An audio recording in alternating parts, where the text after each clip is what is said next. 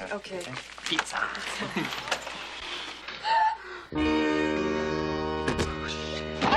Hey, it's the Pacific Northwest here, Echo Zero, back from his break, ready to once again start talking about horror.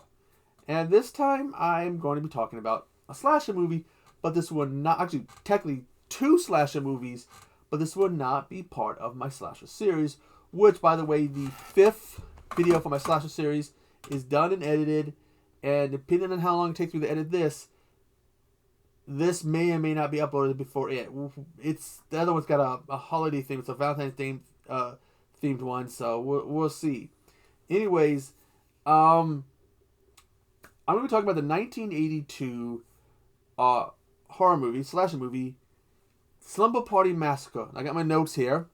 It was directed and produced by Amy Holden Jones, who also wrote the 1988 Julia Roberts romantic comedy Mythic Pizza, written by Rita Mae Brown. It stars Robin Still as Valerie and the legendary Brink Stevens as Linda.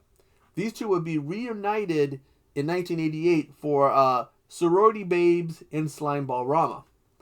In this movie, this killer, called the Driller Killer, Russ Thorne, in the late 60s was arrested. They said he went on, he had a massacre, killed like 5 people, was locked away. He used apparently a cordless drill or whatever with a great big blade, and he has escaped and come back to town and once again goes about killing people. His first kill in the movie is this telephone repair woman who, after being hit on by these two guys, they're supposed to be like teenage boys, but actually, it's the standard teenagers played by people in their 20s or 30s thing they've been doing for decades in Hollywood. Anyways, after hitting on her, she's pulled into the van, tries to get the boys' attention. They are completely oblivious to what's going on, and she is killed.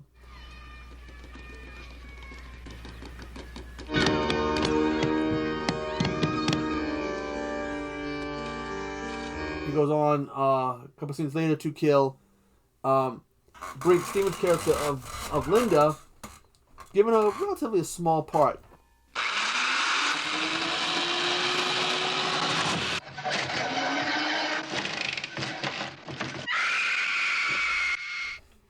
Now, when these girls go to hold a slumber party, he decides to start targeting them. He's terrorizing them. A few boys show up and he kills them too. The neighbor who's supposed to keep an eye on them, he kills him too. But he primarily seems to be for female victims. He has no problem killing a guy if that guy he feels it is in his way. Like, he cuts off the head of the boyfriend of one of the girls and then leaves his body in there for her to find. Kill-wise, a lot of people being drilled. The pizza. How the girls find out about him is when he goes.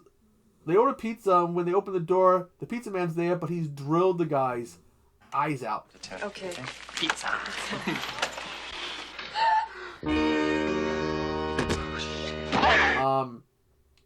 He is just relentless in his killing.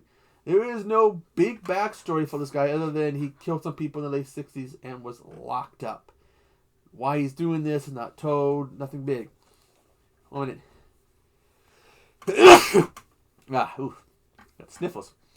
Anyways, he dresses like in a denim outfit. Like, he's got the denim jeans, the denim jean jacket, and the music for this movie, to me, sounded like heavy in the organ music, with using an organ.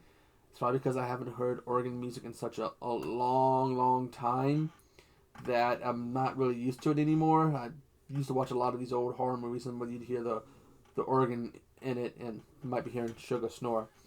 So I wasn't really used to it. I'd seen this movie before and couldn't really remember anything about it, so I had to go back and rewatch it. Actually, I pretty much forgot about it. And watching this and having trouble getting into it, I can see why. I like 80s horror movies. I really do. 80s is a favorite decade of mine. I was a little kid back then, so it's a lot of fond memories in there for me. But this I did not like. I didn't really enjoy this. Before I go on, I would like to state that in 1996, Robin Still, who played Valerie, she took her own life. apparently she had some issues, or maybe alcoholism was one of them. But in 1996, she took her own life.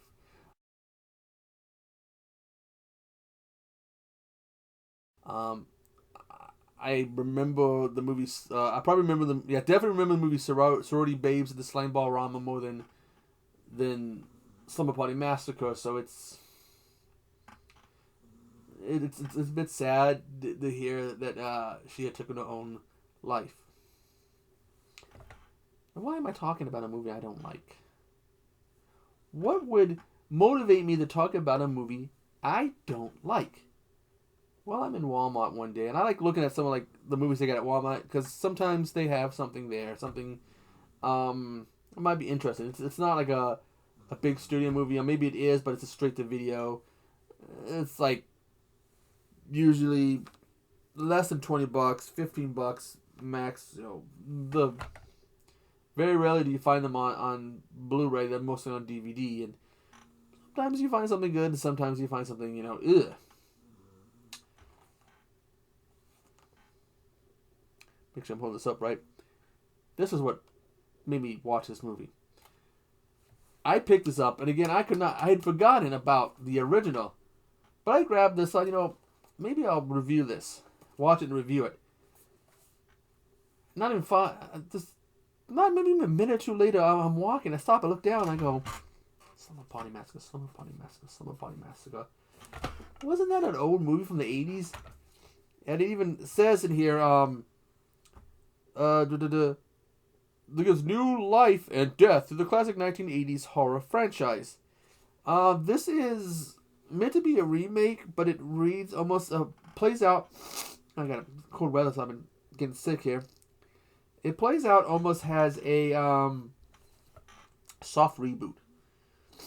It says that in 1993, Russ Thorne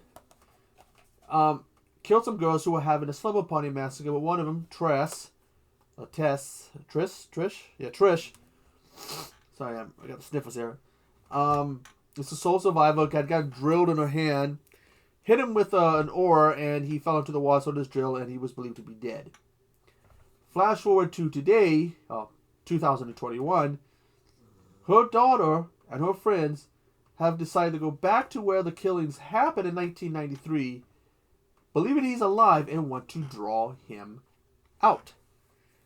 And the sister of one of them comes along for it, and she has no idea what's going on until they get ready to have a pillow party, and one of the girls finds a dead body, and they go, oh, and I think it's the sister. She comes running, oh, I found a dead body. And they go, oh, good, he's here. And they pull out these knives, and then she's like, what the hell? And they explain to her that everything they have done was to draw Russ Thorne out so they can kill him.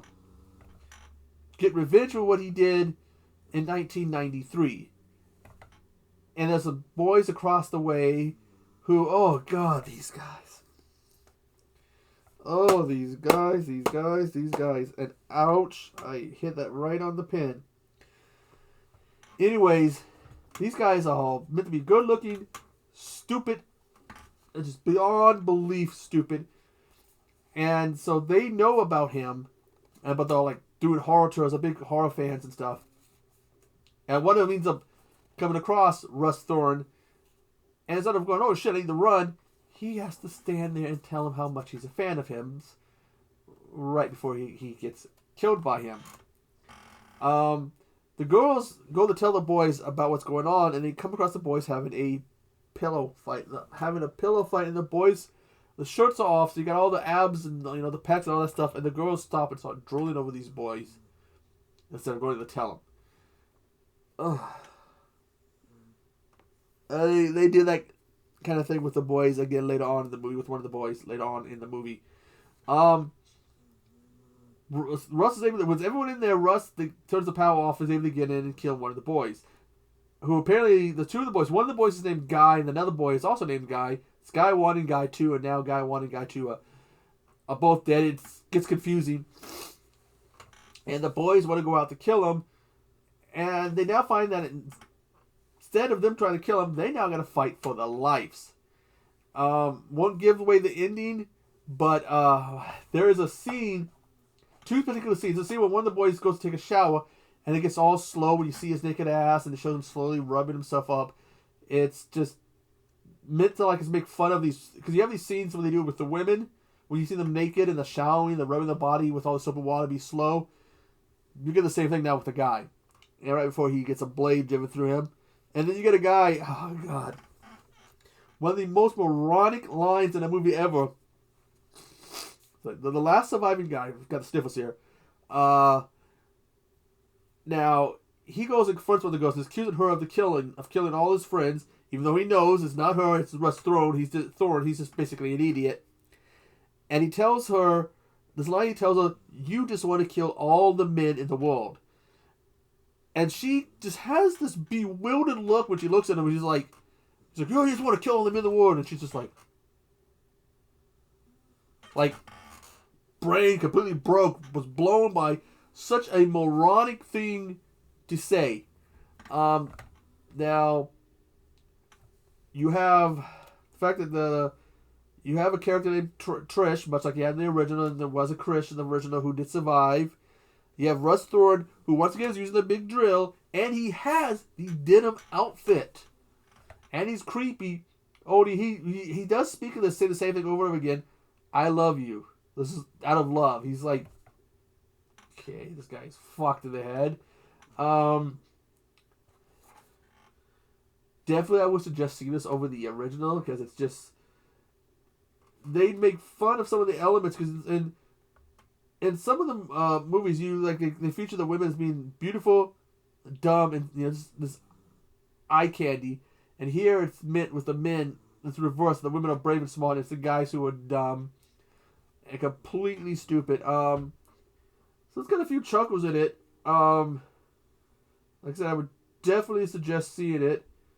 See if I can get a close up, but that's Russ Thorne right there. Sorry if you can't really see it that good. I would definitely suggest seeing this. It would be interesting to see if they reboot the franchise.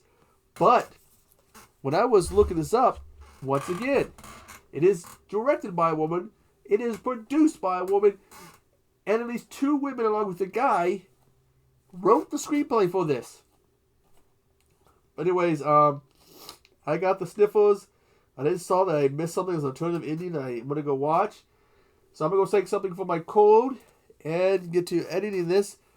And hopefully it's good to be back. So I am Echo Zero, and I will see you on the flip side. And eating makes me feel best. When I feel bad, and boy, do I feel bad. Oh.